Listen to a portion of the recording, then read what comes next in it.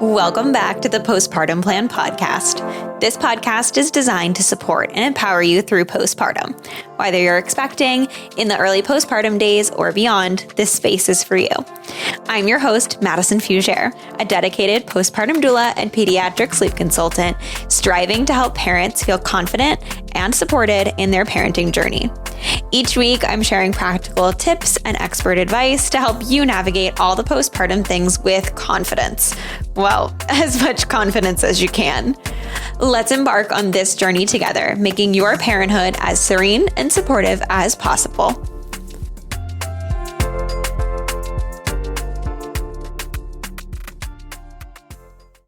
Shelly is the owner of Shelly Taft IBCLC. She's a licensed practical nurse, an infant sleep coach, and an international board certified lactation consultant. Shelly has been supporting new families in Massachusetts and Rhode Island since 2007. She helps families navigate sleep and feeding struggles with their babies, making sleep, breastfeeding, and bottle feeding stress-free. When she's not assisting families one-on-one, you can find her teaching childbirth, breastfeeding, and tummy time classes at various hospitals and sites in the Worcester County area. Outside of providing family with judgment-free support, Shelly loves CrossFit training, obstacle course races, buying books that she'll never read, and knitting. Thanks so much for joining me, Shelly. I loved your intro when I was reading it prior to. I was like laughing at myself because I was like, I think I do the same thing. I totally buy books and never read them. Yeah, they're just like stacked all over my house. And my husband bought me a Kindle and it hasn't helped. Right. I think I put a book in my purse to have with me for like, if I'm in between clients or, sitting somewhere for a bit. And I swear it's been in my purse for, 2 months and I've read maybe a chapter. So totally relatable. Yeah. But anyways, I'm super excited to have you here today because I think that just breastfeeding and talking to IBCLCs as a whole is a topic along with sleep that people get, so overwhelmed about, and there's so much to learn about. So today I'm excited because we decided to tackle tongue ties and how tongue ties and all of that can relate to feeding and all of that as well. So I'm super excited because I think that there's so much about tongue ties out there, and some of the information is, kind of opposite of each other. So it's exciting to kind of myth bust a little bit today. Yes. Yeah, for sure. So before we jump into all of that, do you want to give everybody a bit of information on you and how you got into the field, and maybe even what you offer as services to the community and what communities you go to? Sure. Yeah. So I started off when I had my first baby. I did struggle with breastfeeding. I struggled with all my kids, but the first one, is the hardest because it's your first time mom and you don't feel like you know what you're doing. And then, if the pediatrician says something like your baby's not gaining weight, that can be really scary and stressful. And that is what had happened to me. And I remember I was like full blown panic. I didn't live in Massachusetts at the time. And I called the local LHA League leader. And she just immediately calmed me down just by her presence and her tone, and offered so much reassurance and just gave me a couple of quick tips over the phone that resolved our issue, which I will say doesn't normally happen that easily. I was going to say, that sounds like a breeze. But that kind of got me thinking, that was amazing that I could have someone to call like that even just the reassurance part was just huge for me. And so as I had more babies, I started becoming more involved with the LHA League, and I became a LHA League leader. So I was in a volunteer role for quite a while, helping parents with breastfeeding. And then I decided to get certified as an IBCLC. And since then, I've also gotten certified as a sleep coach, and I have a busy private practice where I help families with sleep and breast and bottle feeding. And I love it. I'm one of those lucky people that I love my job. And so when I wake up in the morning, I don't feel like I'm going to work. The best feeling for sure. Yeah. Now, 2 questions that kind of popped in my brain as you were telling everybody about that. One being, I think there's there's such a difference between IBC, well, not such a difference, but training wise, such a difference between IBCLCs and just CLCs. Mhm. Would you kind of tell us what you had to like, what hoops you had to jump through? And like, because I know there's so many, classes and courses that you have to take to become IBCLC. Mhm. And what did that look like? How long did that take? And like, that must have been a lot of Yeah. commitment. Yes, it is. And for me, it took 5 years to become an IBCLC, which I think it was, that was longer than what most people have to do because I was also having babies at the time. So I was Right. kind of going at my own pace. But yes, I was a CLC or certified lactation counselor before I was an IBCLC. So for a CLC, I had to take a week-long course, about 45 hours, and then pass an exam at the end.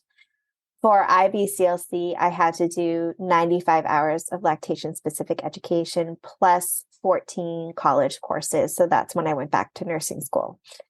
Because for me, I thought, well, if I have to take all these classes anyway, they're pretty much the same classes you would take if you're in for a nursing degree. So I Right. might as well get the nursing credential with Right. it. So It's nice to have a uh, safety net. yes, exactly. So I went back to school, got my nursing degree, and then you have to do, depending on which pathway you're taking, anywhere from 500 to 1,000 hours of hands-on clinical support with breastfeeding. And I got my hours through the Leche League. And then you pass the exam, which is That's only given awesome. twice a year. So you Oh have my to, gosh. yes. Wow. Yeah. Wow. That's Yeah. awesome. And that makes sense on why it's very hard to find a IBCLC. And not to say that a CLC can't, help support somebody in the same way, but you have more knowledge, you have more skill. Right. The training is just a lot more in depth. And just like with any field, there are great IBCLCs and there are not so great IBCLCs, and there are great CLCs and there are not so great CLCs. Right, right. So, It makes a but lot of yes, sense. I think if you are dealing with significant breastfeeding or bottle feeding issues, IBCLC is the way to go. Yeah, for sure, for sure. That's awesome. Well, thank you for telling us that. And now I'm totally blanking on what my second part of that question was. Um, oh, you were telling us how you do sleep and you Mhm. do lactation. And I find that in the world, in the community of like just parenthood and consultants as a whole, um, those two are those two often butt heads. I can't talk Yeah. this morning. And I find that when I talk to those in the lactation world, I'm often trying to explain, no, well, sleep training doesn't mean that we're, making sure that we're not breastfeeding anymore because sometimes breastfeeding and sleep training don't go hand in hand. Do you find that a lot of people are surprised that you're doing kind of both of those? And how do you kind of tell people and teach people that they don't need to be exclusive things? Mhm. Yeah, that's a great question. The reason why I decided to become certified as a sleep coach is because I was having a lot of clients that I was working on breastfeeding with who were putting their babies through certain sleep programs, and their babies were then falling off the growth charts. And so I found a certification program that respected and recognized the normal biological need for babies to wake up at night and sleep, and got certified through that program. And I'm currently in the middle of getting certified through a second program as well, just because I'm a nerd and I love learning. I love it. I love it. But my approach to sleep is, I don't do any sort of cry it out sleep methods. And it's more like your baby's waking up and doing this because this is the reason why they need to eat. They need to have calories at night. But how can we maybe gently shape things to make things easier or get you more sleep and feeling better rested despite your baby waking up? Because no one in this, most people do not have sleep problems. We have societal expectation problems where society is now teaching us that our babies should be doing 12 hours of sleep by 12 weeks old, and all of these things that aren't biologically normal for a newborn. And yes, there are legit sleep issues, and I'm not trying to invalidate the consequences and the impacts of sleep deprivation, because that's real and I've experienced it myself. But oftentimes trying to put your baby through a sleep training program before they're ready can result in more stress and more anxiety and less sleep, because it ends up backfiring because your babies need those calories overnight. Yeah, that's so important. I think Yeah. that, when I'm talking to clients or when I've had guests on here about sleep, I think the knowledge that I've shared the most is if you're choosing to hire a sleep consultant, find somebody that matches your views because you need to find somebody that looks at sleep the same way as you and is providing you with a method of sleep training that works for you because there are so many methods of sleep training and it's not a one size Mhm. fits all. Right. And finding somebody that aligns with how your views are is not only going to give you success, but it's also going to make you less anxious and overwhelmed. And we're not Hmm. wanting cause waves in your family. Right. Um, Yeah. Yeah, so that's someone so who huge. views the family holistically as a whole and isn't just focused on what the baby's doing, but like how are mom's sleep hygiene habits and how are dad's sleep hygiene habits and so forth. Right. Right, for sure. Awesome. I love it. Well, we should jump into our topic here because I feel like we could go on tangents with anything and everything already. But yeah, so let's talk tongue ties. Could you give everybody kind of the basic information on what a tongue tie is? I think it's so funny in our world, like we just know what that is. And then I was talking to my girlfriend who's even an EMT, and I was like, yeah, tongue ties. And she's like, what? And I was like, you're in the medical profession. Yes. So yeah, will you tell us what tongue ties are Mhm. and kind of let us know, how you might be able to see if your baby has one, or you might be able to like figure out if they're struggling with some sort of tongue tie issue? Mhm. Yeah, that's a great question. So we all have a little band of tissue underneath our tongue that anchors our tongue to the floor of the mouth. So that's normal. And just because you have a frenulum doesn't mean you're tongue tied. Tongue tie is when that frenulum is too short or too tight, where it's impacting the mobility of the tongue. So it's keeping the tongue from moving the way the tongue is supposed to move. And so when we are looking at a baby breastfeeding, for example, in order to breastfeed effectively and without causing the breastfeeding parent pain, a baby needs to extend and elevate their tongue. When they latch onto the breast, they extend their tongue over the lower gum line and ideally even over the lower lip, and their tongue makes a wave. So the middle of the tongue and then the back of the tongue comes up and presses the nipple up against the palate. And then as the jaw drops, the back of the tongue finishes that wave and drops and creates a vacuum that pulls the milk in. Now, if the frenulum is too tight, as in a tongue tie is present, the baby's not able to keep the tongue up or not able to bring the tongue forward. And so that can cause a lot of nipple pain because the tongue isn't covering the lower gum line and protecting the nipple. It can cause a lot of chomping at the breast, and it makes it harder for the baby to transfer milk at the breast as well. Because as the back of the tongue rises and then drops, it creates a vacuum that pulls the milk into the mouth. So if your baby can't make that wave because they can't bring their tongue up high enough, then that vacuum that's created is weaker or in some cases non-existent. And so they're on the breast and they're working really hard to try to pull the milk out, but they're unable to pull the milk out. And so we see symptoms like cracked and bleeding nipples and painful latch. And then we also see symptoms like slow weight gain. Sleepiness at the breast is another symptom because they're working basically twice as hard to pull the milk out and not able to do it. And so they kind of are like, well, this isn't really worth the effort, and they will kind of shut down and fall asleep at the breast. Or a lot of babies will get very angry at the breast because they're working so hard and not able to pull that milk out. So we see a lot of breast rejection as well. And those are the main symptoms. Other symptoms can include gassiness and fussiness, a poor latch. A lot of times we have a baby who is gaining appropriately, but they're swallowing a lot of air while they're feeding, and so they have a lot of reflux and they have a lot of gas. So the symptoms can present differently depending on how the tie is limiting the tongue's movement specifically, which can make it a little harder to catch because that means, there's common symptoms, but it's going to present a little differently in each dyad. So there's no like standard checklist that is going to fit everybody and say, okay, if you can check off all these symptoms, your baby has a tongue tie. Right. The other tricky thing about tongue tie is there are a lot of other things that could be going on that mimics the symptoms of a tongue tie. So just because your baby is having these symptoms doesn't mean that your baby has a tongue tie, but it's definitely in the possibility. Right.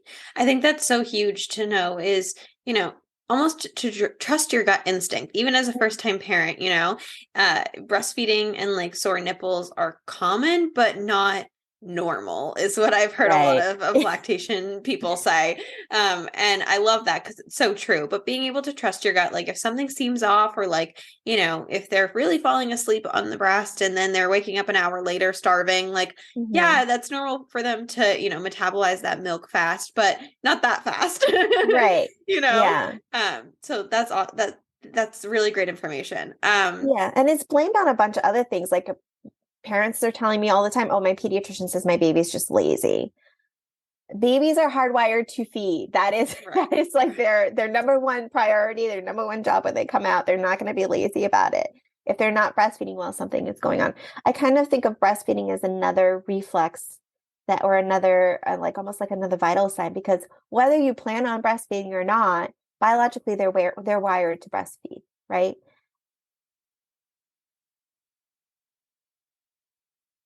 Curiosity. If you took your three-year-old to the pediatrician and said, my baby's not walking yet. She can't walk yet. And the pediatrician said, well, that's okay. We have these things called wheelchairs. You wouldn't find that acceptable. But all the time, parents are going to the pediatrician saying, my baby can't breastfeed. And they're saying, well, that's okay. We have these bottles. You can just give bottles. Right. So it's just kind of like sweeping the symptoms under the rug rather than dealing with them. And the problem with that, because there's absolutely nothing wrong with bottle feeding and formula feeding, but the problem with that is that those symptoms are not just going to impact feeding. Tongue tie can also impact a lot of later things in life, like speech, the way you eat solid foods, even sleep. It can have a negative impact on sleep. Yeah, there's so much to it. So that kind of connects us to what do you do, right? So Yeah. you notice that something's up, you call an IBCLC or a lactation person of some type. They come to your house or you go to them and they evaluate and they say, okay, yes, like your baby has a tongue tie. What happens next? And what happens if you choose not to go with what the next steps would be? Mhm. So I can speak to what happens in my practice. When a family comes to me, I do an oral assessment where I just examine the baby's mouth. I see, how high is the palate or the roof of the mouth? How tight is the jaw? Is there a lot of jaw tightness? Is there a lot of tightness along the lip muscles? How fatty are their cheeks? And then I look at how their tongue moves. And if their tongue isn't moving correctly, why isn't the tongue moving correctly? Because like I mentioned, it's not just tongue tie that can cause these issues. So, for example, if your baby has low muscle tone, maybe they're premature. And so they don't have a lot of muscle tone and they don't have a lot of fat in their cheeks, but they're going to have a harder time pulling milk from the breast. And it doesn't mean that they're tongue tied.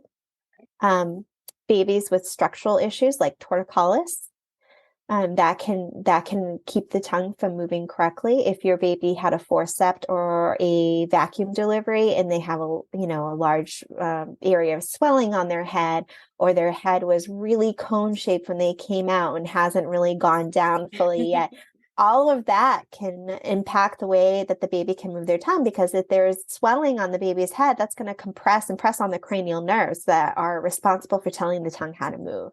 Right. So one of the things I look at is like, how does the baby's head look? And I'll ask the parents, like, how was your baby's head when she came out or he came out? Was there a lot of coating? Was there facial bruising? So I kind of go over the birth history too. And I think a lot of parents are surprised that when they're filling out the intake form before they meet me, that I ask a lot of questions about how the pregnancy and the birth went. And that's why, because what happens during the birth can impact how the baby is breastfeeding. So Right. the It can be first and traumatic. Yes, exactly. So the first and foremost thing that I'm looking at is how is the tongue moving? I'm not really looking at what does the tongue look like, because just because you can see a frenulum and just because it may look tight, again, doesn't mean that that's the issue. And then and then I'll watch the baby breastfeed, because how they feed at the breast tells me a lot about how they're moving their tongue when they're feeding. And then based on that, then I'll go in and lift up the tongue and see how tight the frenulum is. So I'm looking at the baby as a whole, I'm looking at the mom as a whole. And based on what I'm seeing when I do the oral assessment and based on what I'm seeing when the baby's at the breast, then we kind of come up with a plan. And I would say a lot of times it's like, okay, your baby has the tongue tie, but your baby was also breech and has a lot of tightness and asymmetry in their body because of that. How much of that is the tie and how much of that is the tightness and asymmetry? Mm-hmm. The only way we're going to know is if we get rid of the tightness and asymmetry first. So depending on the situation, but I would say the majority of cases, it's like, yeah, there's a tongue tie, but we need to resolve this first and then reassess and see how the baby is doing. So I like to give a lot of suck training exercises, a lot of exercises that the parents can do at home with the baby to loosen up. You know, if they've got a super tight jaw, we're going to loosen up the jaw and then have them work on that for a week or two. And then they come back and we do the assessment again. And if the tightness is resolved and the baby is no longer like stuck to the side and still having the same symptoms and we haven't really seen any improvement, then at that point, yeah, it's probably the tie. And at that point, we can have it evaluated and possibly released based on whether the family wants to go forward with that and if that aligns with their goals. And if they don't, then that's fine. Because sometimes we have feedings, you know, we get breastfeeding working well. So they choose not to have the tongue tie release. And then I just give them a list of things to look for in the future that might indicate that the tie needs to be released at that time. Like if your child is having trouble with solid foods or having speech issues, Right. then they might have it addressed at that time. Yeah, that makes a lot of sense. Now, that's really good to hear, I think, because I think people are often like, okay, well, my baby has a tongue tie. We just have to get it released. And it's just jumping often to right to that answer of this is what we're going to do. And whether it's become something that people are more aware of now, whether that be like professionals are more aware of or parents are more aware of, I find that tongue ties are such a common conversation now about, oh, my baby got mine released. Oh, mine did too. And this and this. And it's so much more common now. And I'm not sure if that's, like I said, because professionals are more aware of it and are looking for it, or are just a lot of professionals are saying, oh, they have a tongue tie, like, let's release it first and see what happens next. It sounds like you're doing the opposite, which is great. But I wonder if a lot of other professionals, do you find a lot of other professionals are saying, oh, you have a tongue tie, let's release it and we'll see if that fixes it, kind of a thing? Yeah, I do find that there are some providers out there that will just want to just do the release. And they'll do a great release, but because the other issues weren't addressed or the timing wasn't right, things don't improve or in some cases get worse.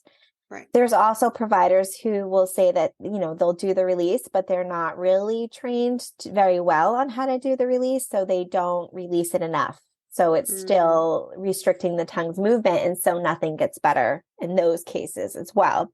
And so it can be really tricky to navigate when you are considering whether or not to have the tie released, or you're thinking, you know, that you want to move forward with having the tie released. A big part of making sure that the release is going to be effective and help you reach your goals is to make sure that the baby is ready for the release. And that's when working with a knowledgeable IBCLC, because there have been many cases where I'm like, yes, the tongue tie is the issue, but your baby is not ready to go through a release right now because we need to work on A, B, and C first. And then we work on that. Sometimes it's weight gain, you know, we need to get the baby's weight gain up a little bit before we put them through any kind of procedure, even though it's considered a minor procedure, things like that. Gotcha. Yes. Could you give any other examples? So mostly it's weight gain that you say that you're like Weight gain, timing or wise. or like the structural issues that I mentioned before, like a baby with torticollis, we're going to work on getting that neck unstuck a little bit before we release the tie, because it's not really, babies don't just breastfeed with their mouths, they breastfeed with their entire bodies. And the tissue that connects to the base of the tongue actually continues all the way down to the toes. So if you have a baby who has a lot of tightness in their hips, or they have a turning preference, or they have torticollis, that tissue is going to pull down on the tongue too. And if you release the tongue, but don't address those issues that is like tightening up that tissue, again, you're not really going to see an improvement because those other issues were not addressed. It is very, very, very rare that I will see a baby where the only issue that they have is a tongue tie. Right. because tongue ties can cause a lot of tightness and cause a lot of asymmetry in the body. And so often, and high palates is another example. Usually when your baby is developing utero, the tongue comes up against the palate and helps shape the palate as it forms. So if your baby has a tongue tie, the tongue never comes up to touch the palate and help it shape. So oftentimes babies with tongue ties have high palates or bubble palates or kind of like wonky shaped palates. And so like, that's just like another example of how the ties can impact other areas of the body, and that needs to be addressed too. Yeah. Wow. Never would have thought of that. That makes so much sense, but never would have thought of it. That's so crazy. Wow. Amazing. There was something else I was thinking about that I was going to ask you, and now I'm totally blanking on what that was. Um, Oh, could you walk us through kind of, I don't know if you do tongue tie releasals?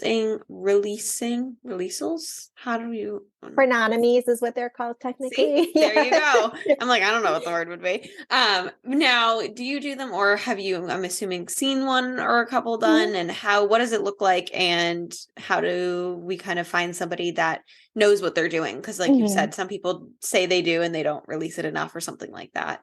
Yeah. That's a great question. In the US, IBCLCs are not allowed to release ties unless they have another credential like ENT or MD or dentist alongside of that. So I can speak to what happens in Massachusetts. Most of the providers that I refer to are pediatric dentists who have gone through extensive training in releasing ties.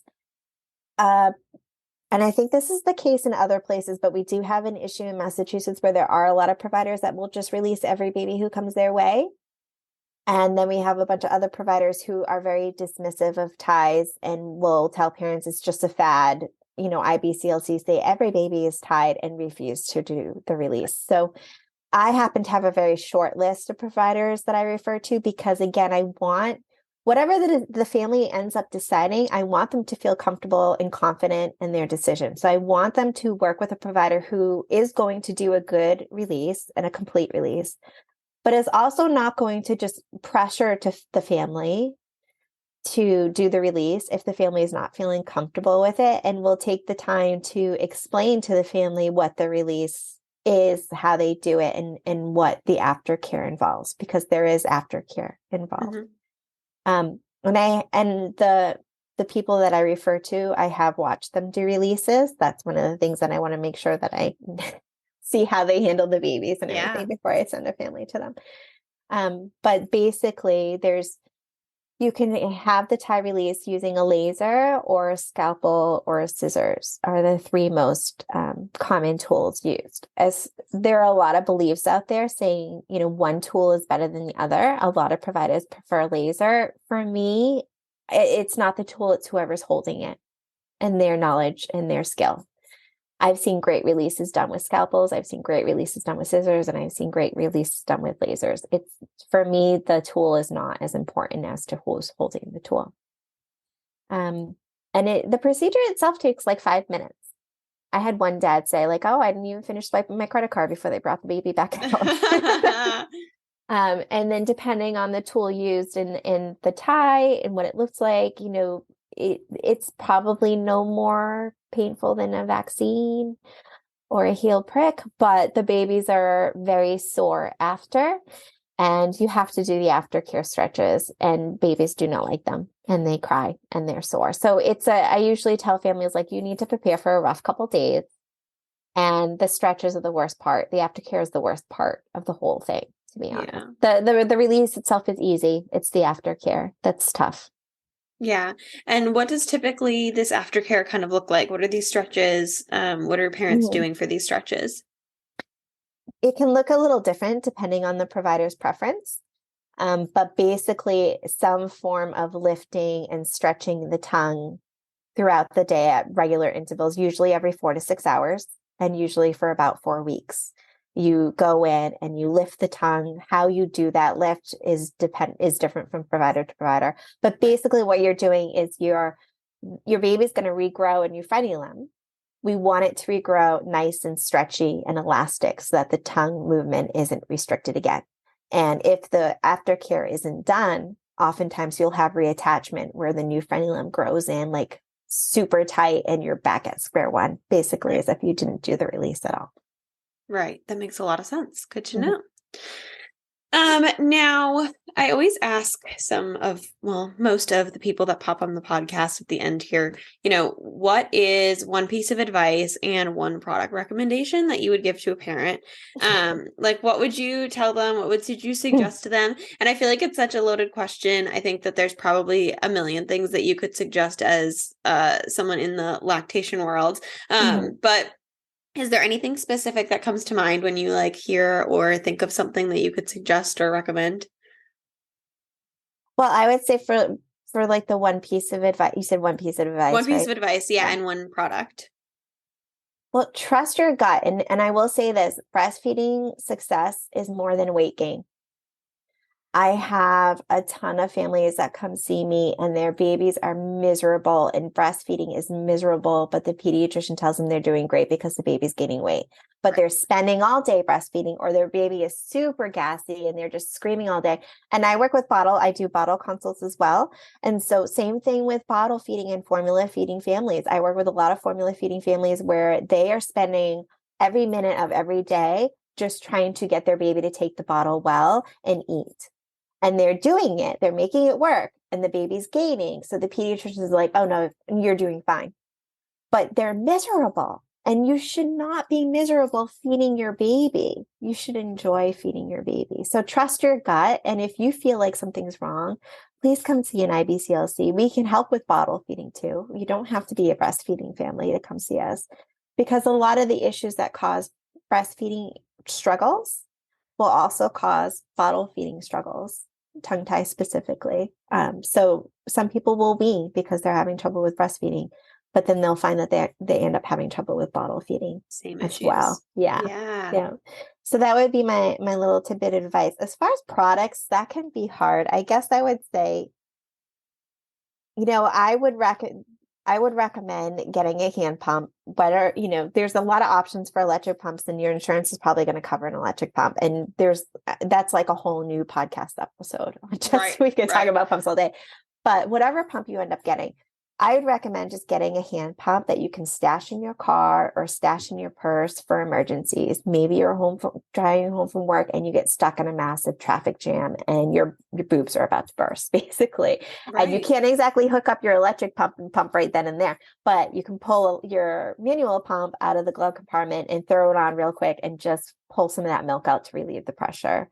So I guess that would be like one product recommendation that I would have. But I have a love-hate relationship with products because I feel like every product is going to work a little differently for every family. And so you should just get products that work for you. Right. No, 100%. I totally agree. I think that, especially with feeding, like everything is so different. Every mouth of a baby is different. Every parent is different. So yeah, totally agree. But that's a great one. Manual pump to keep around. Amazing. Great idea. And most people don't think of it because they're like, oh, I have an electric one. I don't need anything. Right. Yeah. Awesome. And then like my last question here was, is there anything else that you thought of or wanted to share, whether it be related to tongue ties or your services and how people can get in touch with you? And yeah, all of that kind of information. Yeah, sure. So people can find me on my website, shellytaftibclc.com. I do prenatal, postpartum feeding and sleep consults. I do bottle consults as well. So if you're having struggles with bottle feeding, I can help with that as well. And I do have some classes as well. We have a breastfeeding class. They're all virtual. The second Thursday, we have a newborn care class, and then we have a pre-recorded on-demand in prenatal sleep class as well, too. Awesome. We also have, for those parents who are local to the Worcester area, we have a infant feeding support group the second Thursday of the month at our office, which you can find the address on our website. And that's for breast and bottle feeding, combo feeding families. All are welcome.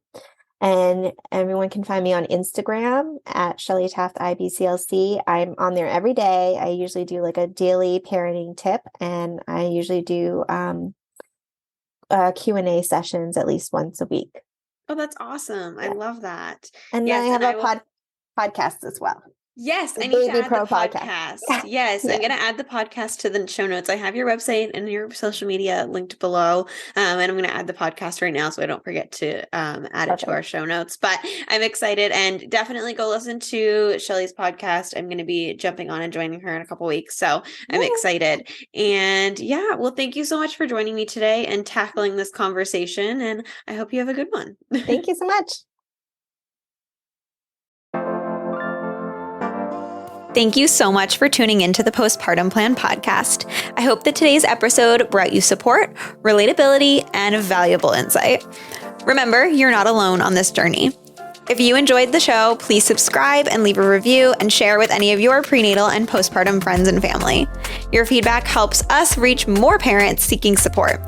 And if you're looking for additional resources, please feel free to connect via Instagram at Serene Moments Doula for constant information, tips, and tricks, or check out my website, www.serenemomentsdoula.com. See you next week.